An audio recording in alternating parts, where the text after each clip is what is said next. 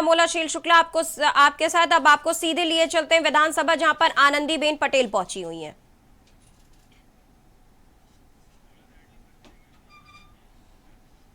तो बजट सत्र का आज आगाज हो रहा है। तो अब आनंदीबेन पटेल विधानसभा में पहुंच रही हैं, साथ में योगी आदित्यनाथ भी नजर आ रहे हैं। बजट सत्र की शुरुआत होने जा रही है, काफी धमाकेदार हंगामेदार रहने वाला है। विपक्ष भी हर मुद्दे पर घेरने के लिए तैयार है सत्ता पक्ष को। तो तमाम तैयारियां हैं। अब बजट सत्र का आगाज हो रहा है। आनंदीबेन पटेल विधानसभा पहुंच चुकी हैं। अब से कुछ देर में उनका अभिभाषण होगा, उसके बाद बजट सत्र की शुरुआत होगी। और ये जहां पर विपक्ष भी पूरी तैयारियों के साथ पहुंच रहा है, तो ये बजट सत्र काफी दिलचस्प रहने वाला है, हंगामेदार, जोरदार, धमाकेदार। तो तमाम सारी चीजों से मिलकर के फ्लेवर के साथ ये बजट सत्र रहने वाला है। तो अब आपको हम ये सीधे विधानसभा से तस्वीरें दिखा रहे हैं, जिसमें आप देख सकते हैं कि राज्यपाल आनंदीबेन पटेल, उनके साथ में सीएम योगी आदित्यनाथ, ये तमाम सभी लोग विधानसभा पहुंच रहे हैं, जिससे अब से कुछ देर के बाद राज्यपाल आनंदीबेन पटेल का अभिभाषण होगा, जिसके बाद बजट सत्र की शुरुआत हो जाएगी। तो वहीं विपक्ष भी तमाम मुद्दों को लेकर के बजट सत्र में एंट्री करने वाला है, जहां पर वो तमाम मुद्दों पे सरकार को घेरने की कोशिश करेंगे। देखना यह होगा कि सरकार किस तरीके से काउंटर करती है, या विपक्ष किस तरीके से सवाल जवाब करता है, या कितने शांतिपूर्ण तरीके से ये सत्र संपन्न होगा, या क्या कुछ रहने वाला होगा। तो ये काफी दिलचस्प रहने वाला है बजट सत्र। तो आनंदीबेन पटेल विधानसभा पहुंची हैं, साथ में सीएम योगी आदित्यनाथ है। पूरा मंत्रिमंडल तैयार है बजट सत्र को लेकर के। तो जहां पर अभी योगी आदित्यनाथ ने हाल में ही कहा था कि ये बजट सत्र काफी इंपॉर्टेंट होने वाला है, यूथ को लेकर के, विमेन ओरिएंटेड रहने वाला है, महिलाओं के लिए काफी कुछ होगा इसमें, यूथ के लिए काफी कुछ रहने वाला है। तो ये काफी बेहतरीन सत्र होने वाला है। जिस तरीके से सीएम योगी आदित्यनाथ ने बीते दिनों इस पर चर्चा भी की थी बजट सत्र को लेकर के, कि किस किस पहलुओं से बजट सत्र अहम होने वाला है। तो यूपी में आज से बजट सत्र की शुरुआत हो रही है। आनंदीबेन पटेल विधानसभा पहुंच चुकी है। ये विधानसभा से सीधी तस्वीरें हम आपको दिखा रहे हैं, जिसमें सीएम योगी आदित्यनाथ मौजूद हैं, राज्यपाल आनंदीबेन पटेल मौजूद हैं। अब से कुछ देर बाद उनका अभिभाषण होगा, उसके बाद बजट सत्र की शुरुआत हो जाएगी। तो ये सीधी तस्वीरें हम आपको विधानसभा से दिखा रहे हैं। विपक्ष भी पूरी तरीके से तैयार है। तमाम मुद्दों पे सरकार को घेरने के लिए विपक्ष ने भी अपनी पूरी तैयारियां कर लिया है। तो आनंदीबेन पटेल विधानसभा पहुंच चुकी हैं, उनका जोरदार स्वागत किया गया, फूल दिए गए, उनका ये भव्य स्वागत किया गया है विधानसभा में। तो ये बजट सत्र के आगाज हो चुका है उत्तर प्रदेश में। तो ये बजट सत्र काफी अहम होने वाला है, जहां पर अभी महिलाओं की बात हो रही थी। कल ही हमने अपने चैनल पे तमाम जगहों से सर्वे भी दिखाया था, जिसमें तमाम महिलाएं हैं जो खुश थी कि इस सरकार में महिला सुरक्षा पर खास ध्यान दिया गया है। रोजगार को लेकर के इस बार देखना होगा कि क्या कुछ आता है, यूथ के लिए कैसा रहने वाला है ये बजट सत्र। तो कल के सर्वे में तो ये तस्वीरें हम आपको दिखा रहे हैं कि अब आनंदीबेन पटेल और सीएम योगी आदित्यनाथ सभी लोग विधानसभा परिसर में पहुंच चुके हैं। अब से कुछ देर बाद अब वहां पे तैयारियां शुरू हो चुकी हैं। साथ में विधानसभा अध्यक्ष महाना जी भी उनके साथ मौजूद हैं। शायद वहां पे नेशनल एंथम हो रहा है। तो ये वो तस्वीरें हम आपको विधानसभा से दिखा रहे हैं। तो 11 फरवरी से पेश होने वाला है यूपी बजट। आनंदीबेन पटेल विधानसभा पहुंच चुकी हैं, और ये वहां विधानसभा से हम आपको सीधी तस्वीरें दिखा रहे हैं। आप देख रहे होंगे सभी लोग अटेंशन मोड में, क्योंकि वहां पर नेशनल एंथम इस वक्त चल रहा है, जिसके बाद सत्र का आगाज होगा, शुरुआत की जाएगी।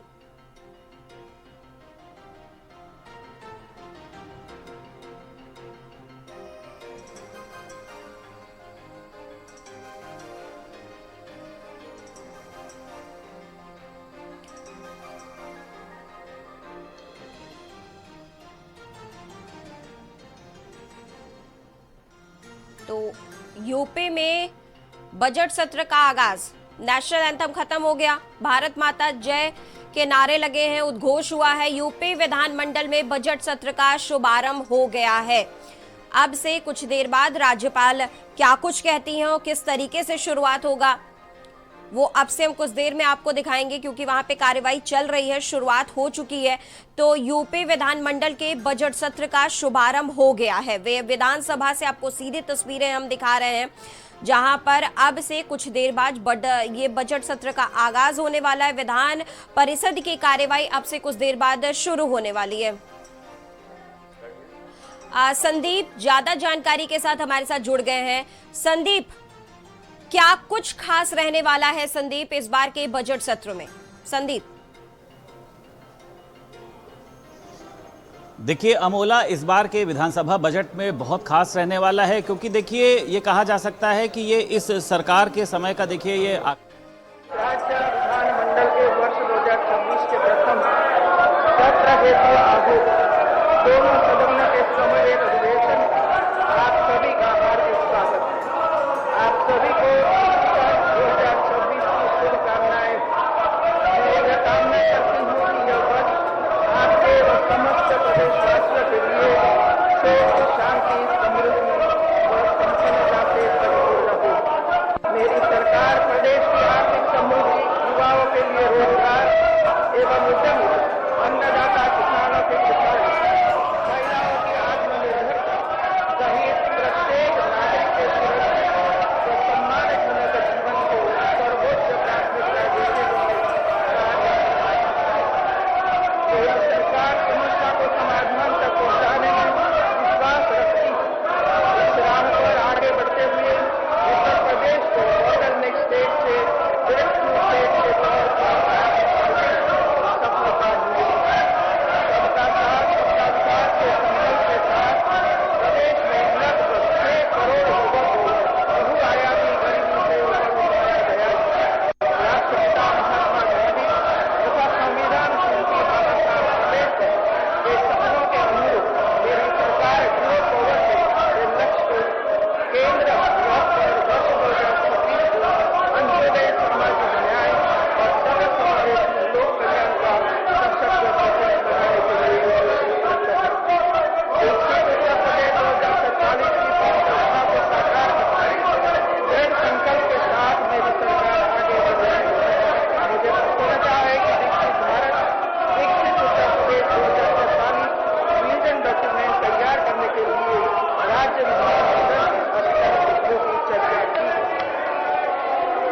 मार्च 2017 के बाद उत्तर प्रदेश के सुशासन, सुशासन, कानून व्यवस्था, आधार के ढांचे के विस्तार, निवेश, रोजगार सृजन और जन कल्याण इत्यादि क्षेत्रों में महत्वपूर्ण उपलब्धियां अर्जित की। इसने प्रदेश की धार्मिक विकास यात्रा को रोचक आधार दिया है। 21वीं सदी के भारत में उत्तर प्रदेश अपनी अलग पहचान बना रहा है। इसकी शुरुआत उत्तर प्रदेश के स्थापना दिवस के आयोजन से साथ ही कर दी गई थी। प्रत्येक वर्ष इस अवसर पर कुछ नया करने का प्रयास किया जाता है, जो प्रदेश की पहचान को विशिष्ट बनाए। इस वर्ष उत्तर प्रदेश दिवस पर सरदार वल्लभ भाई Patel employment and industrial zone का शुभारंभ किया तथा एक जिला एक जनजन योजना को लॉन्च किया गया। प्रयागराज में 2025 के महाकुंभ के दौरान 66 करोड़ से अधिक श्रद्धालु तथा माघ मेला 2026 में 21 करोड़ से अधिक श्रद्धालुओं द्वारा स्नान किए जाने का अनुमान है। भारतीय संस्कृति और इतिहास के महापुरुषों जैसे तेग बहादुर, अहिल्याबाई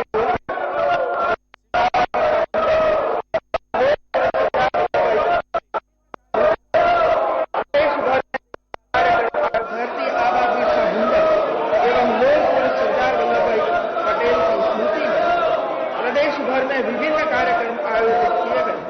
प्रदेशवासियों ने श्री गुरु तेग बहादुर साहिब का 350वां पावन शहीदी दिवस श्रद्धापूर्वक मनाया। भगवान बिरसा मुंडा के 150 जयंती वर्ष उन्हें नमन किया। लोक पुरुष सरदार पटेल के 150 स्थापित की। उड़ैया मेडिकल कॉलेज का नाम पुण्य शुरू था अहिल्याबाई होलकर मेडिकल कॉलेज किया गया। भारत रत्न श्रद्धेय अटल बिहारी वाजपेयी जी के जन्म शताब्दी वर्ष के उपलक्ष्य में माननीय प्रधानमंत्री जी द्वारा लखनऊ में राष्ट्र प्रेरणा स्थल का लोकार्पण किया गया। राष्ट्र प्रेरणा स्थल राष्ट्र निर्माण के लिए समर्पित होने का संदेश देता है। साथ ही डॉक्टर श्यामा प्रसाद मुखर्जी, पंडित दीनदयाल उपाध्याय और पूर्व प्रधानमंत्री श्रद्धेय अटल बिहारी वाजपेयी की प्रतिमाएं हमें नई ऊर्जा प्रदान करती हैं।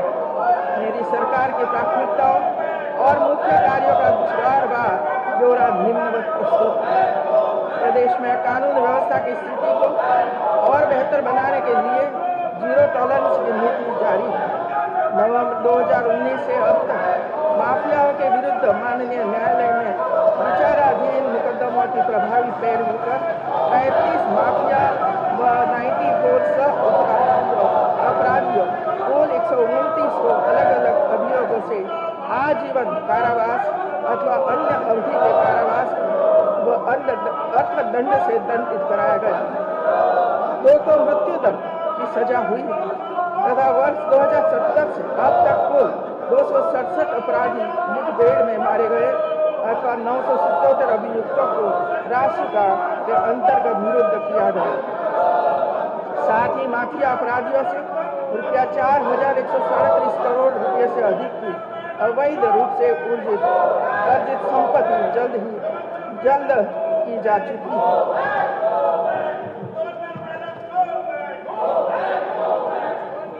बागवानी फसलों का निर्यात 2017 से 400 करोड़ से बढ़कर इस वर्ष 1700 करोड़ हो गया। बागवानी फसलों से कृषकों की कुल आमदनी वर्ष 2070 के 41,000 करोड़ से बढ़कर इस वर्ष 1,25,000 करोड़ हो गई।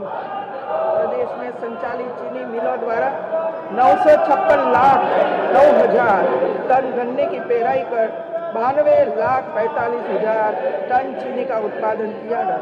पिपराइच, मुंडेरवा एवं रमाला में नई चीनी मिलें स्थापित की गई है तथा 44 से अधिक चीनी मिलों का आधुनिकीकरण किया गया है, जिससे अब तक कुल 1,25,000 PCD की अतिरिक्त पेराई क्षमता तथा 10 लाख से अधिक रोजगार का सृजन हुआ है।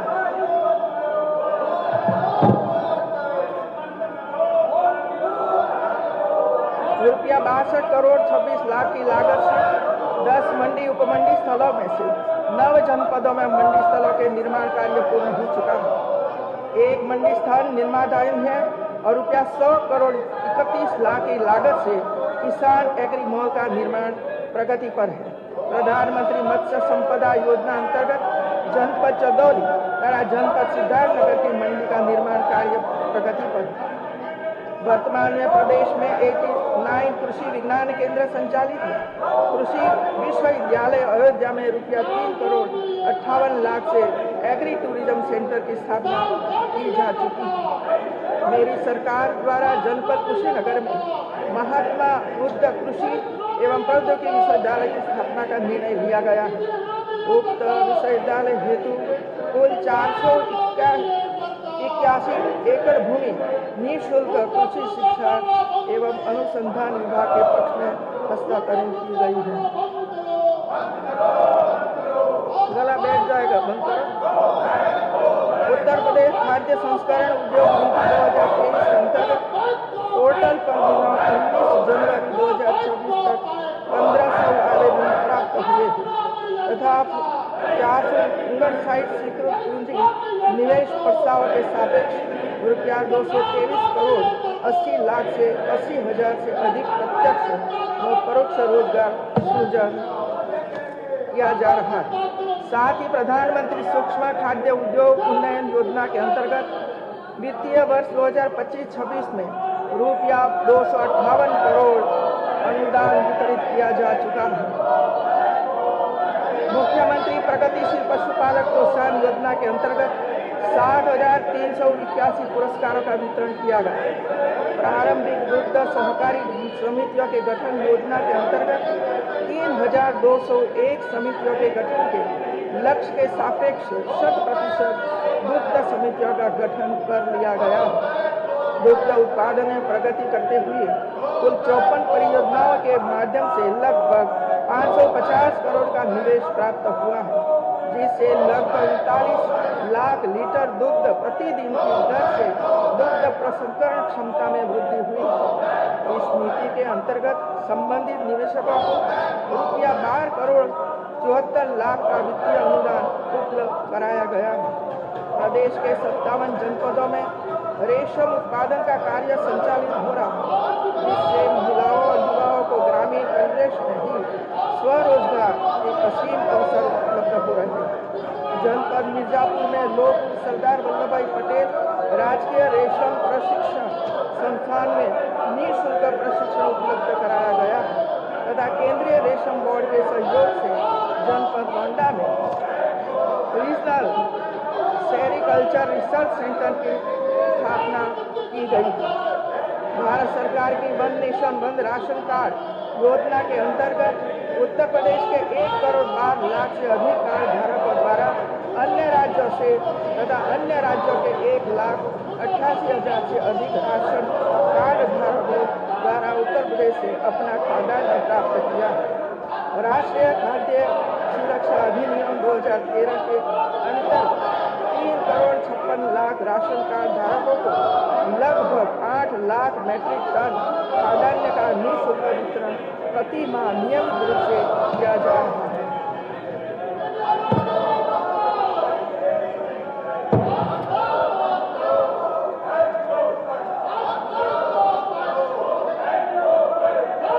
बेसिक शिक्षा के चतुर्मुखी विकास हेतु ऑपरेशन कायाकल्प के अंतर्गत विद्यालय में वर्ष 17-18 में संतृप्तिकरण का प्रतिशत 36 से बढ़कर 25-26 में 96% हो चुका है।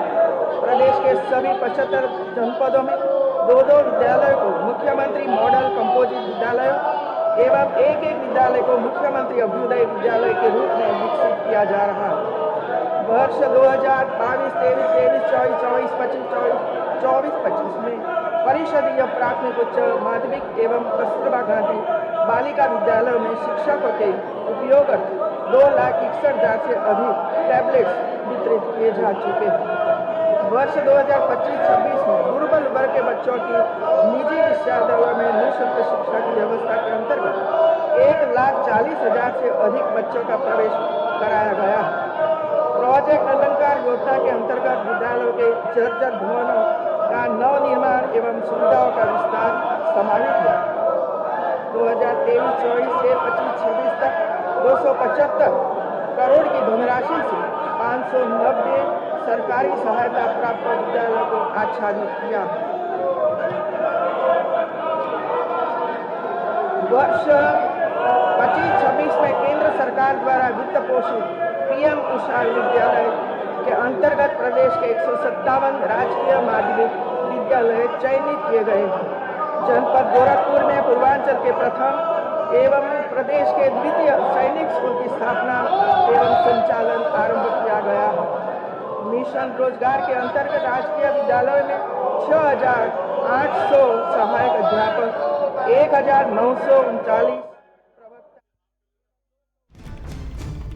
राज्यपाल के अभिभाषण में जोरदार हंगामा, सपा कार्यकर्ताओं का तो वहीं विपक्ष के विधायकों ने नारेबाजी की है। तो जोरदार हंगामा हुआ है। नारेबाजी के बीच राज्यपाल का अभिभाषण जारी है। तो राज्यपाल के अभिभाषण में हंगामा जोरदार चल रहा है। तो वहीं राज्यपाल के हंगामा में जोरदार हंगामा देखने को मिल रहा है विधानसभा से। तो वहीं विपक्ष के विधायकों ने नारेबाजी की है, जिस दौरान राज्यपाल का अभिभाषण अभी भी जारी है, तो नारेबाजी भी चल रही है। तो वहीं राज्यपाल के अभिभाषण में जबरदस्त जोरदार हंगामा हो रहा है। तो फिलहाल विधानसभा में विधायकों की नारेबाजी हो रही है, जबरदस्त हंगामा चल रहा है और इसी बीच राज्यपाल का अभिभाषण भी जारी है।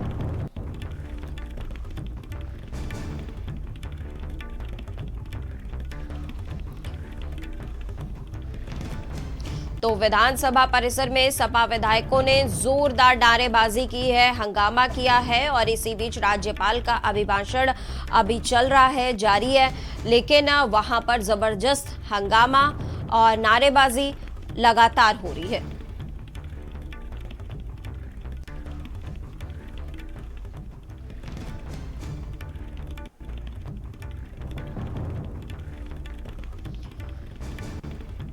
तो राज्यपाल के अभिभाषण में हंगामा।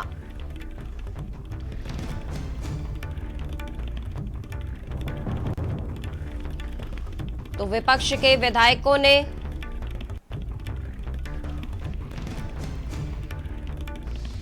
भारतीय जनता पार्टी और सरकार की जिम्मेदारी है सदन चलाने की। 2014 में भारत का क्षेत्रफल क्या था, ये क्या भारतीय जनता पार्टी बता पाएगी? और आज भारत का क्षेत्रफल क्या है? चीन के सवाल पे क्यों घबरा रहे हैं? चीन के सवाल पे इसलिए घबरा रहे हैं क्योंकि भारतीय जनता पार्टी की सरकार में चीन ने जमीनें छीनी हैं। इन्हीं के लोगों ने बाजार में मुनाफा कमाने के लिए चीन से सामान लाना शुरू कर दिया है। अभी तक तो चीन से सामान आ रहा था, जो हमारी अर्थव्यवस्था का पूरा नीचे बैठा दिया, वो अमेरिका से भी आएगा। अभी और बैठक हो रही होगी, अभी बैठक में तय होगा। ऐसे बहुत सारे सवाल हैं, कई सवाल इन्होंने भी पूछे हैं, उसका भी कुछ ऐसा ही जवाब आया है। आप किस तरीके से देखते हैं इस कंडक्ट को या इस तरीके के नियमों को जो सामने रखे जा रहे हैं? हम और आप लोग उस दिशा में जा रहे हैं जहां हम और आप लोग कोई सवाल इन सरकार से पूछ पाए, और अगर आप सवाल पूछेंगे तो आप पर कोई भी कार्रवाई हो सकती है। आप पे न सवाल पूछें, उसके लिए सरकार कुछ भी कर सकती है। गौरव गोगोई पे जो हिमंता ने सवाल उठाए हैं सर, असम सीएम ने, उसको कैसे देख रहे हैं? उन्होंने कहा उनकी वाइफ जो है उनका पाकिस्तान से लिंक है, वहाँ से सैलरी ड्रॉ करती थी। गौरव गोगोई 10 दिन के लिए वहाँ गए और नहीं बताया क्या करने गए। बहुत दिनों बाद उन्होंने जानकारी दी। वो खुद ही कांग्रेस पार्टी में थे पहले। सुनने में तो यही आया कि वो भी खुद भी कांग्रेस पार्टी में थे पहले। समाजवादी पार्टी के वरिष्ठ नेता शिवपाल यादव जी हमारे साथ मौजूद हैं। सर, आज बजट सत्र की शुरुआत होने जा रही है, राज्यपाल का अभिभाषण होना है। समाजवादी पार्टी के नेता सब विरोध कर रहे हैं, नीचे प्रदर्शन कर रहे हैं तमाम चीज़ों को लेकर, क्या कहेंगे आप? भ्रष्टाचार में लिप्त सरकार का अभिभाषण होगा और कुछ नहीं है। ये भ्रष्टाचार में लिप्त सरकार का अभिभाषण होगा। सर, ये कह रहे हैं कि इस बार जो है वो सबसे बड़ा बजट आ रहा है, 9 लाख करोड़ का लगभग बजट लेकर आने जा रही है उत्तर प्रदेश की सरकार, और उत्तर प्रदेश विकास के रास्ते पर जाने वाला है। देखिए, कुछ नहीं है। ये एक तरह से सरकार का जो भ्रष्टाचार से लिप्त बजट है उसका महोत्सव समझिए। समाजवादी पार्टी के लोगों ने आयोग से भी मिले हैं और आयोग ने निर्देश भी दिए हैं, एफआईआर होना चाहिए। अगर कहीं पर भी कोई गलत झूठी वोट कटवाता है तो उसमें एफआईआर भी होना चाहिए। लेकिन अभी तक एफआईआर सरकार के दबाव में अधिकारी लोग नहीं कर रहे हैं।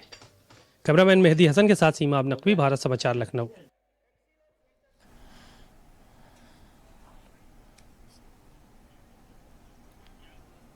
संदीप ज्यादा जानकारी के साथ लाइव हमारे साथ जुड़ चुके हैं विधानसभा परिसर से। संदीप, उम्मीद लगाई जा रही थी कि ये बजट सत्र काफी हंगामेदार रहने वाला है, लेकिन इसकी आगाज, इसका शुरुआत ही काफी हंगामेदार हो रहा है। संदीप। बिल्कुल ठीक कहा अमोला आपने। देखिए, आज से उत्तर प्रदेश के विधानसभा बजट सत्र की शुरुआत हो रही है। पहला दिन राज्यपाल के अभिभाषण के साथ देखिए शुरू हुआ है। अच्छा, अभिभाषण शुरू होने के पहले ही समाजवादी पार्टी के तमाम विधायकों ने चौधरी चरण सिंह की प्रतिमा के नीचे अपना प्रदर्शन शुरू किया और उसके बाद ये प्रदर्शन यहीं पर समाप्त नहीं हुआ। इसके बाद सदन के अंदर भी देखिए लगातार इस तरीके की, ये कहा जा सकता है कि नारेबाजी जो है, और उसी के साथ साथ अभिभाषण का विरोध कहा जाए या फिर सरकार की नीतियों का विरोध करने की बात समाजवादी पार्टी की तरफ से की गई है। हालांकि राज्यपाल ने देखिए अपने अभिभाषण को शुरुआत रखी, उन्होंने उसको चालू रखा है। अपील की है कि विपक्ष को इसमें सहयोग देना चाहिए। विपक्ष ने तमाम तरीके के आरोप लगाए। बजट नहीं है, सिर्फ एक ढकोसला है। मणिकर्णिका मुद्दे को लेकर आपने देखा था, वहां पर माता अहिल्याबाई होलकर की प्रतिमा को नुकसान पहुंचाने का वीडियो सामने आया था। ऐसी तख्तियां लेकर यहां पर पहुंचे। सपा की विधायक महिला रागिनी सोनकर यहां पर पहुंची कि दलित और खटिकों की हत्या करवा रही है सरकार। तो ऐसे तमाम मुद्दों को लेकर ये कहा जा सकता है कि बजट का पहला ही दिन जो है वो बहुत हंगामेपूर्ण रहा है। अभी आने वाले समय में देखिए 20 तारीख तक बताया जा रहा है कि बजट सत्र चलेगा। अब ये देखना दिलचस्प है कि विपक्ष जो है वो भी कौन कौन से मुद्दों को उठाता है। तमाम ऐसे मुद्दे हैं जिसको लेकर विपक्ष जो है वो सबसे बड़ा मुद्दा है SIR का है, उसको लेकर हावी है कि फॉर्म 7 भरवाए जा रहे हैं गलत तरीके से, और उसी के साथ साथ देखिए काशी का मुद्दा हो, नशीले कप सिरप का मुद्दा हो, तमाम ऐसे मुद्दों को लेकर इस बार देखिए समाजवादी पार्टी ने मन बनाया हुआ है, क्योंकि ये देखिए साल बहुत महत्वपूर्ण साल है। इसमें अपने आप को भी दिखाना है कि हम कौन से मुद्दों को पेश कर रहे हैं, और उसी के साथ साथ सरकार को भी दिखाना है कि हमने उसको झुकने पर मजबूर किया है। लेकिन सरकार भी तैयार है। देखिए सर्वदलीय बैठक में ये निर्णय लिया गया था, मुख्यमंत्री योगी आदित्यनाथ ने कहा था कि आपको विपक्ष के विधायकों जैसा व्यवहार नहीं करना है, आपको उनके सवाल को सुनना है, अपनी तैयारी करके आने और उनके सवालों का देखिए जवाब देना है। अब राज्यपाल का अभिभाषण चल रहा है, आपने भी देखा होगा, अभी तमाम समाजवादी पार्टी के जो विधायक हैं वो अपना विरोध दर्ज करा रहे थे, और इनका कहना यह है कि इस सरकार में किस तरीके से किसानों के साथ अन्याय हो रहा है, महिलाओं के साथ हो रहा है, युवाओं के साथ हो रहा है। तो पहला दिन जरूर है लेकिन बहुत हंगामे पूर्ण रहा। तमाम जी संदीप, आप बिल्कुल सही कह रहे हैं, ये काफी इम्पोर्टेंट है इस बार के लिए, क्योंकि अगली साल चुनाव भी है। इसी बीच हम सीमा के पास चलते हैं, हम आपके पास वापस से आएंगे। सीमा, ये जोरदार हंगामा सीमा, सत्र की शुरुआत होते ही, बजट सत्र की शुरुआत हो रही है, अहिल्याबाई होलकर के पोस्टर लेकर के हंगामा और प्रोटेस्ट अभी से ही शुरू हो गया है। सीमा, देखिए ये सरकार का आखिरी बजट है, इसके बाद सरकार जो है अपना कोई मेन बजट पेश नहीं कर पाएगी और सीधे चुनाव में चले जाएंगे 2027 के चुनाव में। तो ये बेहद महत्वपूर्ण बजट है, और इस बजट में ये जानकारी आ रही है निकलकर कि 9 लाख करोड़ का ये बजट इस बार सरकार पेश करने जा रही है विधानसभा में, जो कि उत्तर प्रदेश के इतिहास का सबसे बड़ा बजट होगा। और रही राज्यपाल के अभिभाषण की बात, तो ये पहला मौका नहीं है जब राज्यपाल के अभिभाषण में हंगामा हुआ है। चाहे सरकार किसी की रही हो, विपक्ष ने हमेशा अभिभाषण पर हंगामा किया है। विपक्ष का ये हमेशा से मानना रहा है कि जो सरकार के द्वारा लिखा जाता है, तथ्य लिखे जाते हैं, वही राज्यपाल सदन में पढ़ती हैं, इसलिए सरकार की जो उपलब्धियां उनको गिनाने का काम वहां पर किया जाता है। हंगामा इसलिए जो है वो होता है, और आज भी सदन में राज्यपाल ने जैसे ही अभिभाषण की शुरुआत की, हंगामा देखने को मिला। लोग तमाम हाथों में तख्तियां लिए हुए हैं। अहिल्याबाई होलकर का मामला हो, चाहे दूसरे अन्य मामले रहे हों, SIR का मुद्दा रहा हो, किसानों का मुद्दा रहा हो, नौजवानों का मुद्दा रहा हो, महिलाओं का मुद्दा रहा हो, किसानों की खाद का मुद्दा रहा हो, ये सारे के सारे मुद्दे लेकर लोग तख्तियों में पहुंचे हैं। स्वास्थ्य व्यवस्थाओं का मुद्दा है, उसको भी मजबूती के साथ विपक्ष वहां पर उठा रहा है, और जब तक राज्यपाल का अभिभाषण चलेगा ये हंगामा तब तक चलता रहेगा। तो ये बात बिल्कुल खुले तौर पर है, और 11 तारीख को जब बजट पेश होगा उस वक्त भी विपक्ष जो है वो इस बात का लेकर जो है वो चर्चा करेगा, और हंगामे के आसार उस दिन भी नजर आएंगे। कल चूंकि निधन पर शोक प्रस्ताव है, तो कल सामान्यतः सदन चलेगा दोपहर तक, और उसके बाद स्थगन हो जाएगा सदन का। तो कुल मिलाकर आज का जो दिन है वो बेहद महत्वपूर्ण है। आज पूरे इंडिया गठबंधन के जो साथी थे, चाहे कांग्रेस पार्टी रही हो या फिर समाजवादी पार्टी रही हो, ये सब के सब चौधरी चरण सिंह की प्रतिमा पर पहुंचे थे, और वहां पर उन्होंने प्रदर्शन किया। एक बेहद महत्वपूर्ण बात और आपको बताते चलें कि अब इस सदन के दौरान कांग्रेस पार्टी की जो नेता हैं आराधना मिश्रा मोना, उन्होंने इस बात का भी कल जिक्र किया था कि प्रयागराज में अभिमुक्तेश्वरानंद सरस्वती के जो शिष्यों की शिखा खींची गई थी, जो चोटियां खींची गई थी और प्रशासन के लोगों ने पिटाई की थी, इस मुद्दे को भी सदन में उठाने का काम करेंगी। बहरहाल समाजवादी पार्टी PDA की बात कर रही है, वो ब्राह्मण और शंकराचार्य की बात कर रही हैं आराधना मिश्रा मोना। तो इस बार का जो सदन होना है वो हंगामेदार होना है। SIR को लेकर विरोध चल ही रहा है, अभी मुक्तेश्वरानंद सरस्वती का मुद्दा अगर आ गया तो उस पर भी विरोध होगा। SIR के साथ साथ किसानों का, नौजवानों का, खाद का, इन सारे के सारे मुद्दे हैं। कुल मिलाकर के हम ये कह सकते हैं कि इस बार विपक्ष पूरी तैयारी के साथ आया, चाहे वो मणिकर्णिका घाट का मामला हो, अहिल्याबाई होलकर हो, जैसा कि SIR को लगातार NRC करार दे रहे थे, अखिलेश यादव लगातार बोल रहे थे। तो इस बार विपक्ष पूरे मूड में है, क्योंकि अगली साल विधानसभा चुनाव भी होने हैं। सीमा, देखिए, जाहिर है कि विधानसभा चुनाव, अब ये आखिरी बजट, मैंने बताया कि जैसे सरकार का ये आखिरी बजट है, अब से चुनाव में लोग चले जाएंगे अगले साल, और नोटिफिकेशन उससे पहले जो है वो जारी हो जाएगा। तो तस्वीरें जो नज़र आ रही हैं वो चुनाव को लेकर ही हैं, और इस बार का जो बजट होगा वो भी चुनाव को ध्यान में रखते हुए ही आएगा।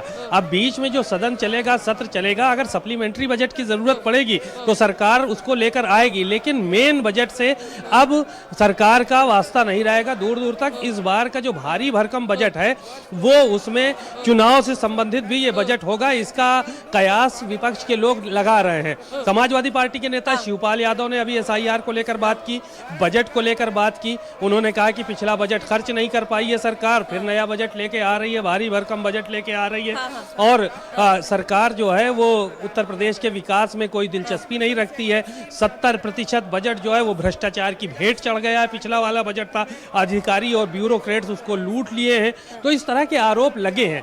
अब राज्यपाल का अभिभाषण है, चूंकि सरकार की उपलब्धियां अभिभाषण में हमेशा राज्यपाल की तरफ से गिनाई जाती हैं, तो इसलिए विरोध इतना जम के हो रहा है, चाहे कांग्रेस पार्टी हो, चाहे फिर समाजवादी पार्टी हो, सबके सब वहां पर विरोध कर रहे हैं। हाँ, संदीप के पास चलते हैं। संदीप, काफी अहम होने वाला है। संदीप, अभी हम लोग चर्चा भी कर रहे थे और कल भी लगातार हम जैसे अपने सर्वे में दिखा रहे थे कि ये विमेन ओरिएंटेड और तमाम सारी यूथ को लेकर के ये बजट सत्र होने वाला, लेकिन अब ये वाकई में देखने वाला होगा संदीप की ग्राउंड जीरो पर ये बजट सत्र कितना काम करता है।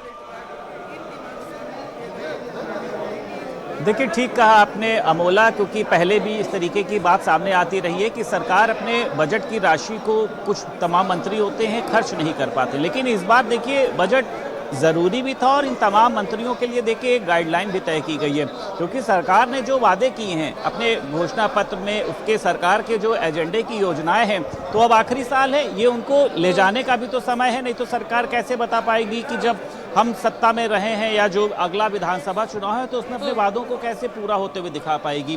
तो इसकी पूरी देखिए एक रणनीति तैयार करी है। कोई ऐसा नहीं है कि मौखिक रूप से लाखों करोड़ों का बजट आ रहा है तो हम उसको पेश नहीं कर पाएंगे। मुख्यमंत्री योगी आदित्यनाथ बाकायदा एक एक मंत्री के साथ मीटिंग करते हैं। आपने देखा है तमाम कैबिनेट बैठक में क्या होता है, जो योजनाएं, जो प्रस्ताव आते हैं उसको बजट की जरूरत होती है। तो इस बार का बजट देखिए बहुत महत्वपूर्ण है और ये बजट सिर्फ देखिए जैसा सरकार कह रही है कि ये सिर्फ एक एजेंडा नहीं है। इस बजट में तमाम तरीके की जो योजनाएं हैं उनको कार्यस्थल पर उतारा जाएगा और उसके लिए एक जिम्मेदारी तय की जाएगी। ये नहीं है कि मंत्री ने अपने बजट की राशि को खर्च नहीं किया है, उसने विभागों की जिम्मेदारी को नहीं, मतलब ग्राउंड लेवल पर इस रणनीति को देखा जाए। अगर आपने देखा है कि लगातार मुख्यमंत्री योगी आदित्यनाथ तमाम बैठकों के जरिए इस बात को कहते हुए नजर आए हैं कि किसी भी स्थिति में लापरवाही बर्दाश्त नहीं की जाएगी। तो स्वाभाविक सी बात है कि ये बजट जो है देखिए खास तौर से महिलाओं की बात करी जाए, किसानों की बात करी जाए, देखिए अभी तमाम तरीके की भर्तियां सरकार ने निकाली, लेकिन मुख्यतः देखिए ये स्वास्थ्य व्यवस्था की बात करी जाए, आपने देखा है सड़कों की कनेक्टिविटी की बात करी जाए, आज सबसे ज़्यादा देखिए हाईवे जो है वो यहाँ पर हैं, और उसी के साथ साथ किसानों को किस तरीके से योजनाओं के साथ जोड़ा जा सके, महिलाओं को किस तरीके से आगे बढ़ाया जा सके, ऐसे तमाम मुद्दों को लेकर ये बजट होगा। और देखिए सरकार हर चुनौती से निपटने के लिए भी तैयार है। सर्वदलीय बैठक में उन्होंने अपने मंत्रियों को भी निर्देशित किया है कि विपक्ष के बहकावे में नहीं आना। विपक्ष आपको भड़काने का, लड़ाने का प्रयास करेगा, लेकिन आप अपनी गरिमा को देखते हुए उनके तमाम सवालों का जवाब दीजिए और उनको बताइए कि ये जो बजट आ रहा है इसको हम जनता के हित में खर्च करने का काम करेंगे। ठीक है संदीप, बहुत शुक्रिया आपका। सीमा, बहुत शुक्रिया आपका हमारे साथ जुड़ने के लिए, तमाम महत्वपूर्ण जानकारियों को साझा करने के लिए। इसी बीच अब आपको दिल्ली